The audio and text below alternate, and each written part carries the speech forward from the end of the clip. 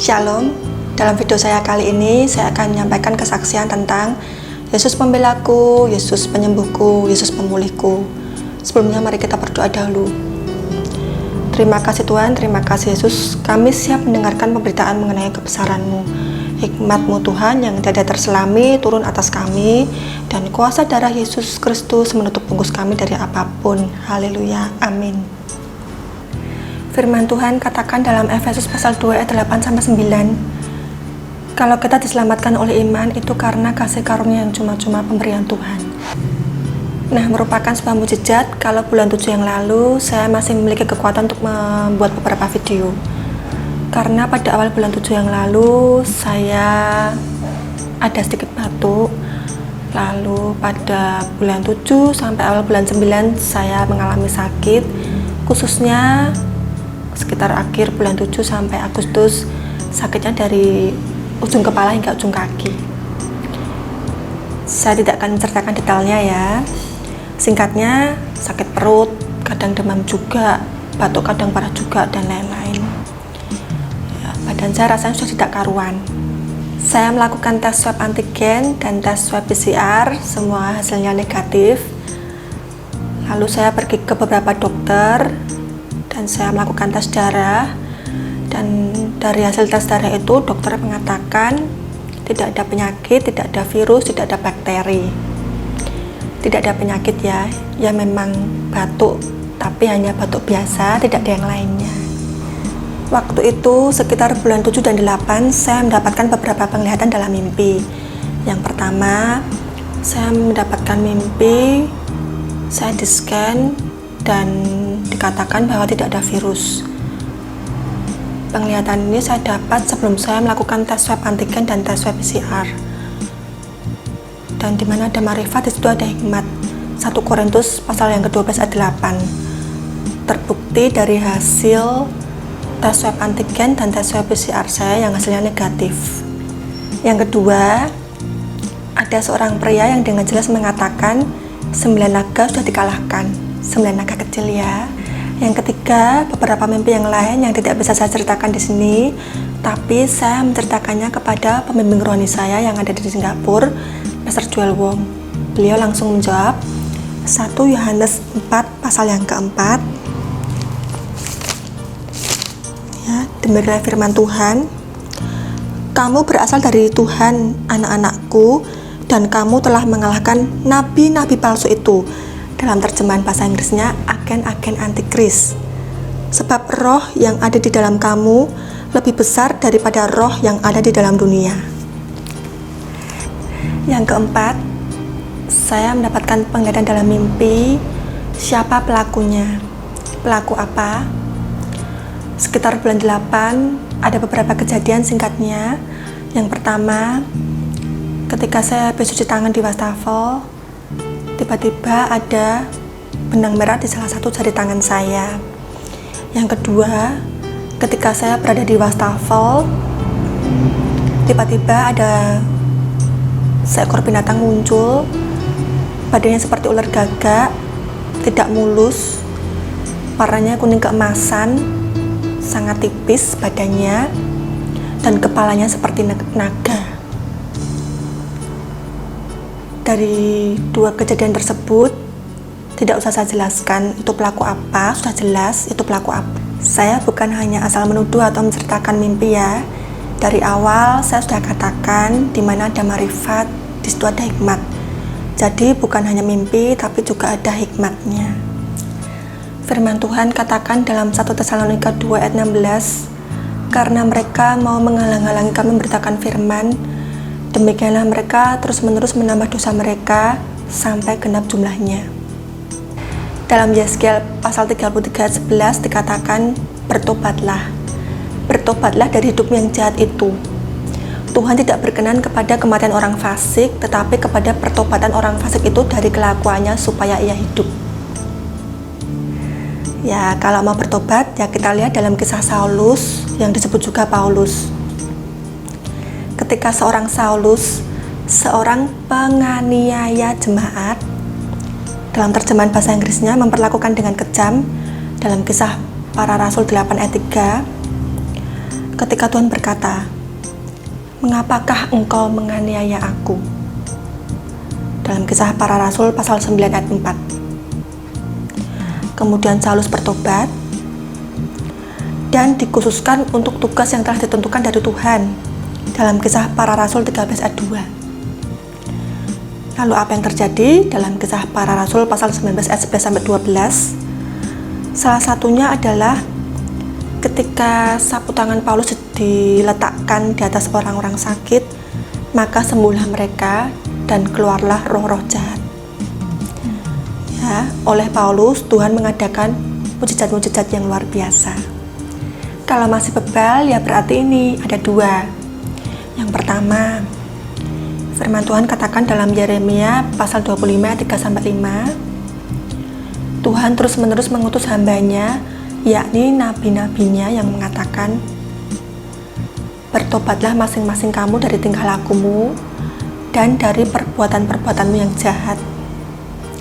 Tetapi tidak mau mendengarkan dan memperhatikannya. Yang kedua, merupakan benda-benda kemurkaan yang telah disiapkan untuk kebinasaan. Dalam Roma pasal yang ke-9 ayat yang ke-22. Dan apa yang terjadi? Dalam Wahyu 18 ayat 5-6 dikatakan, ketika dosa-dosanya telah bertimbun-timbun sampai ke langit, dan Tuhan telah mengingat segala kejahatannya, dan dibalaskannya lah kepadanya sama seperti dia juga membalaskan, bahkan 2 kali lipat menurut pekerjaannya. Belum lagi kalau dalam Wahyu 14 ayat 10, disiksa dengan api dan belerang di depan mata malaikat-malaikat kudus dan di depan mata anak domba. Ngeri sekali. Ini bukan saya loh ya yang ngomong, saya nggak menggurui atau bahkan saya juga nggak mengutuki. Semua tertulis dalam Alkitab. Sejak awal saya sudah katakan semua tertulis dalam Alkitab. Kita lihat dalam kisah Saul dan Daud selengkapnya di 1 Samuel. Tapi ini saya akan ceritakan singkatnya saja dalam 1 Samuel pasal yang ke-18. Ketika Daud telah kembali dari mengalahkan Goliat, keluarlah perempuan-perempuan dari segala kota Israel menyongsong Raja Saul sambil menyanyi dan menari-nari dan memukul rebana dan menyanyi berbalas-balasan. Katanya, Saul mengalahkan beribu-ribu musuh, tapi Daud berlaksa-laksa. Nah, mendengar itu bangkitlah amarah Saul dengan sangat karena perkataan itu menyebalkan hatinya. Dalam terjemahan literalnya, hal itu sangat memanaskan hati Saul. Lalu sejak itu Saul dengki kepada Daud. Dalam terjemahan literalnya, dan sejak hari itu dan seterusnya, Saul selalu mengawasi Daud. Saya mencari tahu arti dengki, diantaranya menaruh perasaan marah, benci, tidak suka karena iri yang amat sangat kepada keberuntungan orang lain. Dan suatu emosi yang timbul ketika seseorang yang tidak memiliki suatu keunggulan, misalnya prestasi, menginginkan yang tidak dimilikinya itu, atau mengharapkan orang lain yang memilikinya agar kehilangannya. Nah, keesokan harinya roh jahat turun ke atas Saul dan Saul kerasukan. Lalu timbullah keinginan Saul untuk membunuh Daud. Pertama, Saul melemparkan tombaknya kepada Daud 2 kali tapi luput dan gagal. Lalu Saul menjadi takut kepada Daud, bahkan jadi semakin takut kepada Daud. Karena Tuhan menyertai Daud, kemudian Saul mengangkat Daud menjadi kepala pasukan 1000. Lalu timbul kelicikan berikutnya. Saul berpikir, janganlah tanganku yang memukul dia, tetapi biarlah ia dipukul oleh tangan orang Filistin. Nah, lalu Saul mengiming-imingi Daud untuk menjadi menantunya dengan menyuruh Daud dengan melakukan perang Tuhan. mau membunuh Daud saja, membawa-bawa nama Tuhan. Lalu Daud melakukannya, tapi Saul mengingkarinya. Lalu anak perempuan Saul yang satunya yang bernama Mikal menyukai Daud. Dan Saul memanfaatkan lagi dengan mengiming-imingi Daud untuk menjadi menantunya dengan syarat 100 kulit katan orang Filistin. Dan Daud memberikan 200 kulit katan orang Filistin. Lalu Saul memberikan Mikal sebagai istri Daud. Dan mengertilah Saul kalau Tuhan menyertai Daud. Ketika Saul berikhtiar untuk membunuh Daud, mengejar-ngejarnya, Saul menyuruh orang-orang untuk mengawasi rumah Daud untuk membunuh dia di waktu pagi. Singkatnya, dalam kejar-kejaran itu, Daud membiarkan Saul hidup 2 kali. Dalam 1 Samuel pasal yang ke-24 dan 26, yang pertama, Daud mengatakan kepada Saul seperti ini singkatnya. Aku memotong puncak jubahmu dengan tidak membunuh engkau. Dapatkah kau ketahui bahwa tanganku bersih dari kejahatan dan pengkhianatan, dan bahwa aku tidak berbuat dosa sekalipun engkau mengejar-ngejar aku untuk mencabut nyawaku. Tuhan kiranya menjadi hakim antara aku dan engkau. Tuhan kiranya memperhatikan, memperjuangkan perkaraku, dan memberikan keadilan kepadaku, dan melepaskan aku dari tanganmu. Lalu yang kedua, Daud mengatakan kepada Abisai singkatnya, demi Tuhan yang hidup, niscaya Tuhan akan membunuh dia, entah karena sampai ajalnya dan ia mati, entah karena ia pergi berperang dan hilang lenyap di sana. Lalu Daud hanya mengambil tombak dan kendi yang ada di sebelah kepala Saul yang sedang tidur waktu itu. Sekali lagi, Daud tidak membunuh Saul meskipun ada kesempatan. Lalu Daud berteriak kepada Saul singkatnya, mengapa Tuanku mengejar hambanya ini? Apa kejahatanku? Apa yang telah aku perbuat? Dan sesungguhnya, seperti nyawamu pada hari ini berharga di mataku, demikianlah hendaknya nyawaku berharga di mata Tuhan. Dan hendaknya ia melepaskan aku dari segala kesusahan. Lalu apa yang terjadi setelah itu semua? Singkatnya, dalam 1 Samuel pasal yang 31, dalam perang orang Israel melawan orang Filistin terus mengejar Saul dan anak-anaknya dan menewaskan Yonatan, Abinadab, dan Malkisua, anak-anak Saul. Para pemanah menjumpainya dan melukainya dengan parah, sehingga makin beratlah pertempuran itu bagi Saul. Lalu Saul meminta kepada pembawa senjatanya untuk menikam dia dengan pedangnya. Tapi karena kesegaran pembawa senjata itu kepada Saul, dia tidak mau melakukannya. Kemudian Saul mengambil pedang itu dan menjatuhkan diri ke atasnya. Daripada dibunuh orang Filistin, Saul pilih bunuh diri. Lalu orang Filistin menemukan mayat Saul dan ketiga anaknya dan memancung kepala Saul, dan mayatnya dipakukan di tembok kota Betsan.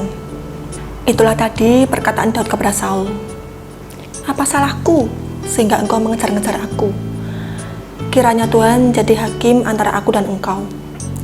Kiranya Tuhan memperhatikan, memperjuangkan perkaraku dan memberi keadilan. Lepaskan aku dari tanganmu dan dari segala kesusahan. Dan sekalipun Daud tidak membunuh Saul 2 kali, meskipun ada kesempatan, akhirnya Saul bunuh diri dalam pertempuran, dan 3 anaknya tewas juga dalam pertempuran melawan orang Filistin. Maka dari itu, bertobatlah seperti Paulus, lalu dikhususkan untuk pekerjaan Tuhan. Yang pertama, dalam Kisah Para Rasul 13 ayat 4-12 dikatakan, Paulus yang penuh dengan Roh Kudus menatap dan berkata kepada Bar Yesus yang adalah seorang tukang sihir dan nabi palsu. Katanya, hai anak iblis, engkau penuh dengan rupa-rupa tipu muslihat dan kejahatan. Engkau musuh segala kebenaran. Lihatlah, tangan Tuhan datang menimpa engkau. Lalu yang kedua, dalam Kisah Para Rasul 16 ayat 13-18, ketika Paulus diikuti oleh seorang hamba perempuan yang mempunyai roh tenung, lalu mengikuti Paulus dari belakang. Akhirnya Paulus tidak tahan dengan gangguan itu dan mengatakan, "Demi nama Yesus Kristus, aku menyuruh engkau keluar dari perempuan ini." Seketika itu juga keluarlah roh itu. Nah, dalam dua hal ini Paulus mendapat karunia Roh Kudus, karunia membedakan roh. Lalu yang ketiga, dalam kisah Paulus menyembuhkan, mengadakan mujizat, mendapat karunia Roh Kudus, karunia iman, mengadakan mujizat, menyembuhkan. Ketika menyembuhkan seorang yang lumpuh dalam Kisah Para Rasul 14 ayat 8-10. Dan ketika sapu tangan Paulus diletakkan di atas orang-orang sakit, maka sembuhlah mereka dan keluarlah roh-roh jahat. Rupa-rupa karunia roh dapat dibaca di 1 Korintus pasal 12 ayat 1-11. Jangan seperti Saul ya, yang karena iri dengki kepada Daud, karena Daud sangat berhasil dalam segala perjalanannya. Lalu Saul kerasukan roh jahat, sehingga menginginkan kehancuran orang, mengejar-ngejar, mengawasi, bahkan sampai ingin membunuh. Ada 2 poin ya di sini. Yang pertama, dalam Yakobus 4 ayat 2 dikatakan, dalam terjemahan bahasa Inggrisnya, kamu iri hati dan menginginkan apa yang dimiliki orang lain, tapi tidak mendapatkannya, dan Anda menjadi pembunuh. Yang kedua, dalam Matius 8 ayat 28-34 dikatakan, orang yang kerasukan roh jahat itu sangat berbahaya. Dalam terjemahan bahasa Inggrisnya, orang yang di bawah kendali setan itu begitu ganas atau garang. Saya tidak hanya asal ya dalam menyampaikan ini. Saya berdoa 2 kali di waktu yang berbeda. Tuhan, inikah yang Engkau mau untuk aku sampaikan? Lalu saya melakukan perjamuan kudus, dan saya mendapatkan 2 kali ayat yang sama, yaitu Mazmur pasal yang ke-37 ayat yang ke-5. Demikianlah firman Tuhan, serahkanlah hidupmu kepada Tuhan dan percayalah kepadanya, dan Ia akan bertindak. Ini juga merupakan ayat jaminan dari Tuhan yang saya dapatkan 3 kali ketika saya menjawab, "Ya Tuhan, aku mau menerima panggilan-Mu untuk memberitakan firman-Mu." Kembali ke kesaksian saya, bulan 8 yang lalu, mama saya meminta pembimbing rohani kami yang ada di Solo, yang bernama Ibu Pendeta Samuel Sakru, untuk datang ke rumah. Lalu beliau datang dan membawakan banyak makanan, obat, memijiti saya dari ujung kaki hingga ujung kepala. Saya juga dikerii. Beliau juga mendoakan dan mengolesi dengan minyak urapan. Fabe sembuh, Fabe pulih, Fabe bangkit, Fabe diberkati, dan lain sebagainya. Lalu beliau juga membukakan ayat dalam persekutuan, yaitu Yakobus pasal yang ke-5 ayat yang ke-14. Demikianlah firman Tuhan, kalau ada seorang di antara kamu yang sakit, baiklah ia memanggil para penatua jemaat. Ini dalam terjemahan bahasa Inggrisnya penatua gereja ya, pembimbing rohani, supaya mereka mendoakan dia serta mengolesnya dengan minyak dalam nama Tuhan. Lalu saya menceritakan juga kepada pembimbing rohani kami yang ada di Singapura, Pastor Joel Wong, dan beliau memberikan saya ayat Yesaya pasal yang ke-54 ayat yang ke-17. Dalam terjemahan baru dan terjemahan literalnya, setiap senjata yang ditempa melawanmu tidak akan berhasil, dan setiap lidah yang akan bangkit melawanmu dalam penghakiman akan engkau buktikan salah. Inilah yang menjadi bagian hamba-hamba Tuhan, dan kebenaran mereka berasal dari aku. Demikianlah firman Tuhan. Haleluya. Yesuslah pembelaku, dan saya percaya ketika saya mengangkat atau melakukan perjamuan kudus, maka saya sembuh. Saya juga memperkatakan dengan mulut saya, Yesuslah pembelaku, Yesus penyembuhku, Yesus pemulihku. Aku sehat, aku pulih, aku bangkit. Dan saya juga memperkatakan ayat-ayat firman Tuhan, Yesaya 54 ayat 17 dan Mazmur 118 ayat 17 dan lain-lain. Ketika saya merasakan kondisi saya benar-benar lemah, tiba-tiba satu kalimat ini terlintas dengan jelas. Tuhan yang memilih engkau tidak akan berlama-lama terbaring di atas tempat tidur.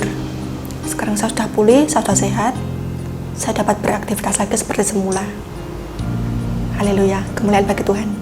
Terima kasih Tuhan Yesus, terima kasih Ibu Pendeta Samuel Sakru, terima kasih Pastor Joel Wong, terima kasih kepada hamba-hamba Tuhan yang lain yang sekalipun saya tidak kenal, yang juga turut ikut mendoakan untuk kesembuhan dan pemulihan saya. Terima kasih juga untuk mama dan keluarga yang sudah merawat, memberikan obat, dan melakukan banyak aktivitas lainnya yang tidak dapat saya sebutkan satu persatu. Dicermati dulu ya, saya tidak mengunggul-unggulkan manusia. Nomor satu, saya berterima kasih kepada Tuhan Yesus Kristus. Haleluya, kemuliaan bagi Tuhan. Mari kita berdoa. Terima kasih Tuhan, terima kasih Yesus. Kami sudah mendengarkan pemberitaan mengenai kebesaran-Mu dan juga firman-Mu. Di dalam nama Yesus Kristus, Tuhan memberkati, melindungi, dan memberikan damai sejahtera yang berlimpah-limpah kepada kita semua. Haleluya, amin. Sekian kesaksian dan firman kali ini, Tuhan Yesus memberkati.